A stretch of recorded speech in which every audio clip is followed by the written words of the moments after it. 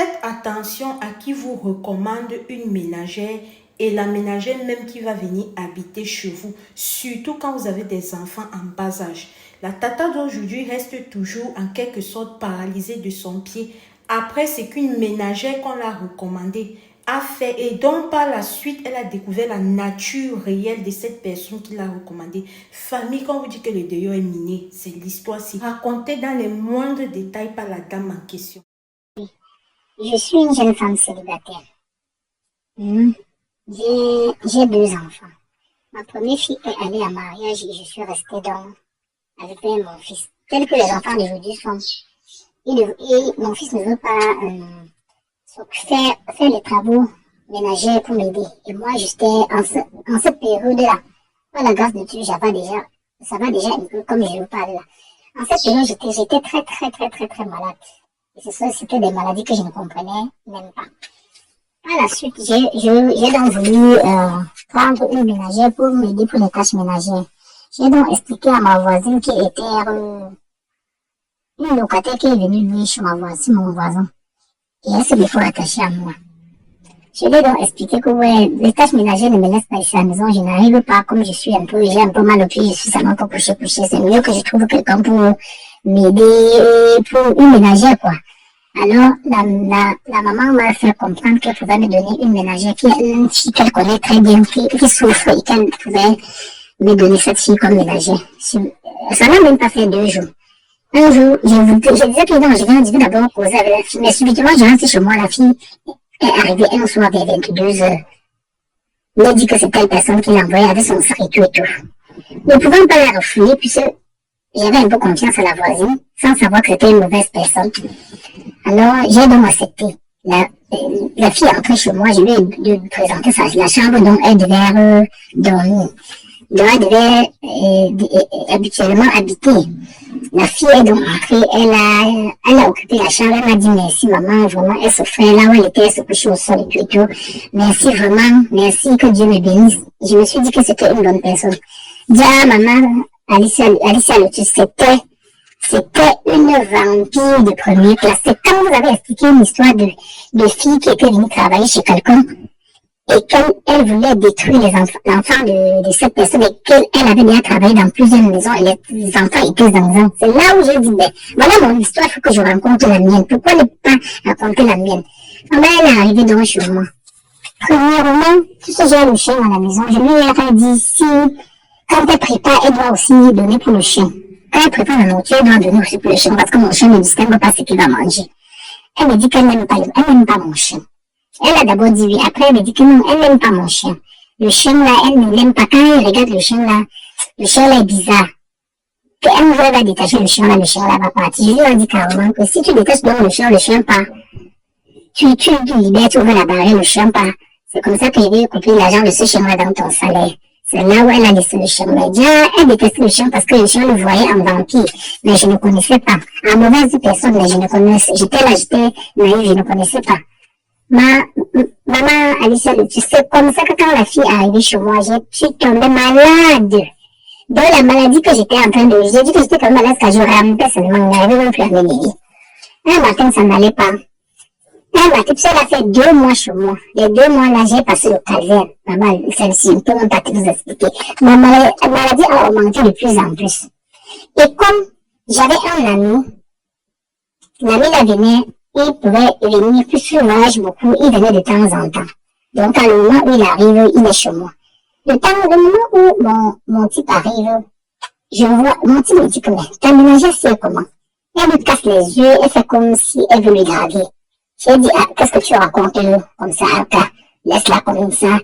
Elle est comme ça, peut-être elle t'a regardé, tu dis que non, elle est en train de te draguer, que moi, je suis en train de t'expliquer quelque chose.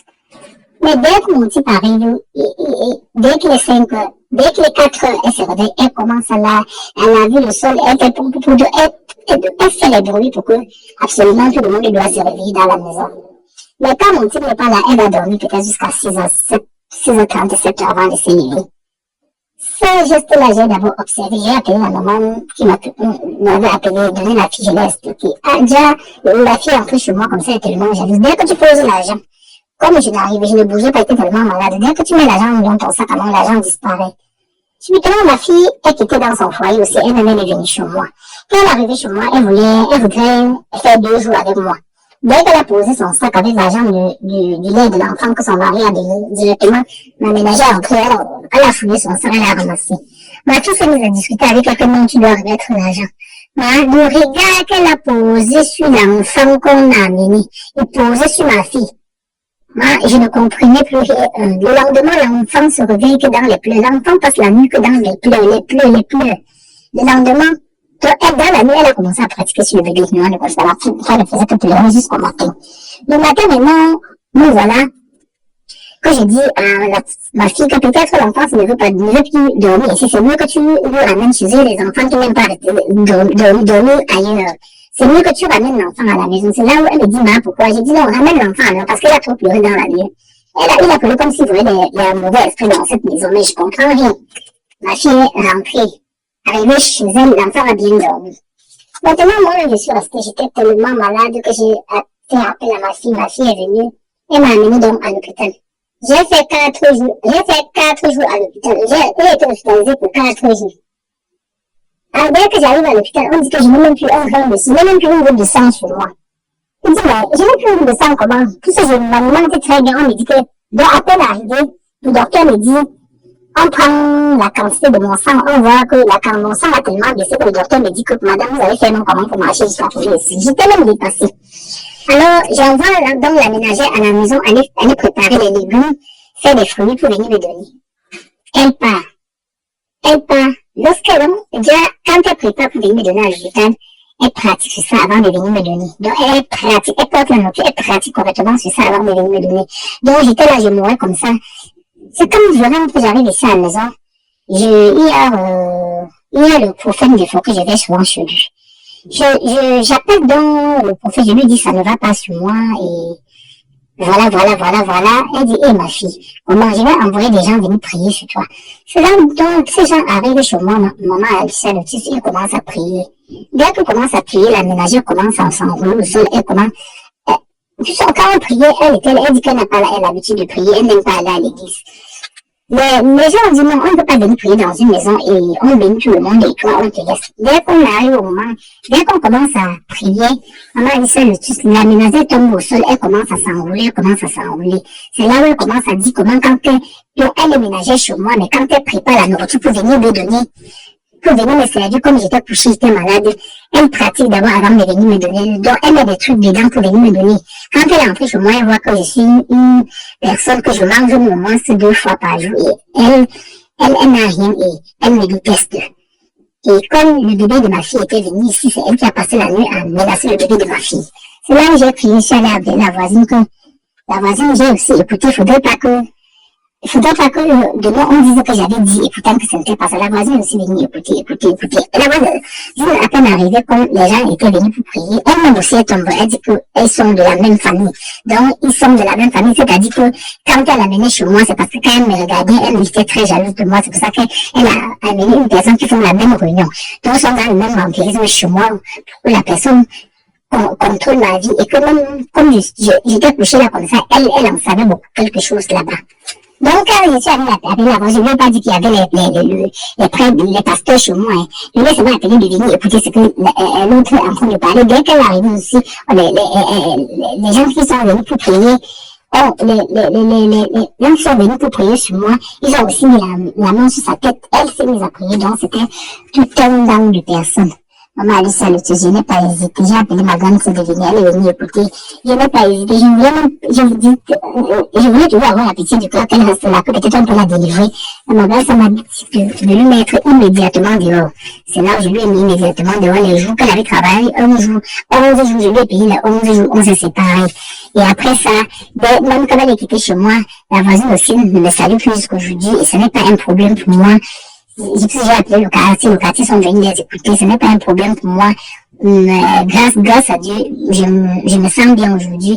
Il a fallu que le pasteur bénisse beaucoup d'eau. On me donne des huiles d'onction, on me donne pour que je bois cette eau bénie là, pour laver les mauvaises choses qu'elle mettait dans la nourriture pour me donner à maman Alicia. Voilà mon histoire, ma mère. Voilà comment tu peux aider quelqu'un. tu peux prendre quelqu'un comme ménager et elle finit avec ta vie. Et elle voulait même finir avec la vie de mon petit-fils. Heureusement que j'ai eu la présence d'esprit. J'ai demandé à l'enfant de repartir le lendemain avec le bébé. Voilà mon histoire, maman Alissa Lotus. Donc, quand j'ai suivi l'histoire d'hier à ma mère, je me suis mise à pleurer, pardon. Je me suis mise à pleurer. Je me suis dit, donc il y avait quelqu'un qui vit aussi la même histoire que moi, puis j'ai suivi cette histoire. J'ai regardé votre page, j'ai suivi cette histoire hier. L'histoire que vous avez racontée à Facebook hier, que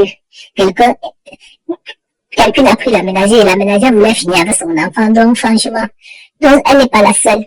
Nous voici aussi au Cameroun, avec toute l'histoire se passe en Côte d'Ivoire. Nous voici aussi au Cameroun. J'ai eu à vivre la même histoire, maman, Alicia. Si Dieu n'était pas derrière moi, ce que je ne dis plus. Ce que je ne dis plus, si je continue à faire que ça me ménageait. Ce que je ne dis plus, c'est là où quand j'ai expliqué à certains gens qui est dans mon quartier, qui les connaissaient, on dit que c'est comme ça qu'elle travaille encore chez nous, mais une personne, c'était pareil.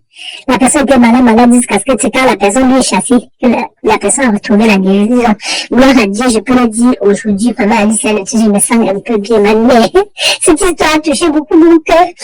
L'histoire de celle que vous avez racontée, c'était hier que j'ai suivi l'histoire. Ça m'a beaucoup touché. J'ai dit, bon, pourquoi pas, ne pas raconter ma part d'histoire, maman Alicia, sauf que mon pied, il y a le pied qui me fait mal, je ne suis jamais tombée, mais mon pied me fait mal jusqu'aujourd'hui.